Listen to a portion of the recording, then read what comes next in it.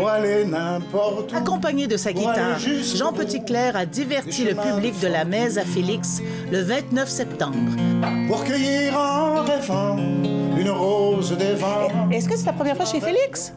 Oui, c'est la première fois, en fait, que je viens pour faire une performance, mais je l'ai visité comme touriste quand ça a ouvert, là, dans les années 2015, je pense, 2016, dans ce coin-là. Je suis venu faire un tour parce que c'était à côté de chez nous, parce que je trouvais le site extraordinaire.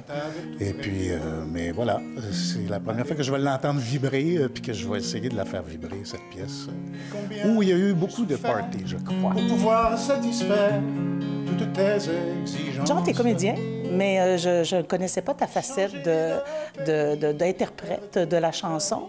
Alors, combien de temps, depuis combien de temps ça roule, cet aspect de ta vie? Depuis, je dirais depuis toujours, parce que mes parents m'ont inscrit à des cours de piano quand j'avais 5, 6 ans, 7 ans, dans ce coin-là.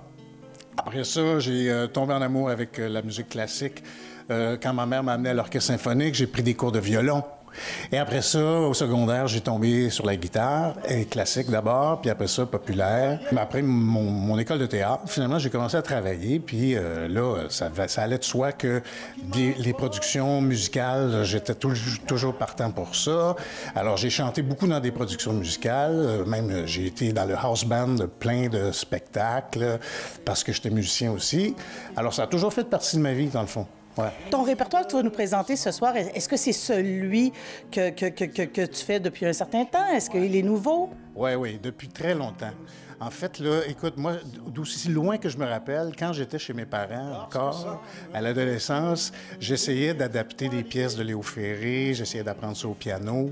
C'est le répertoire de la chanson française, moi, qui est mon grand coup de cœur dans la vie. Ça a toujours été ça. C'est des chansons qui m'ont parlé. Mon père écoutait Jacques Brel à côté dans la maison, Alain Barrière, Hugo Frey, etc. Alors, ça a toujours fait partie de mon environnement sonore d'entendre Gilles Vigneault, d'entendre Félix.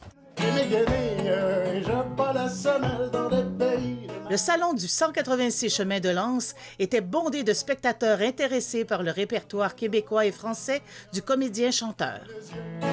Je fais un grand détour ou bien je me ferme les yeux.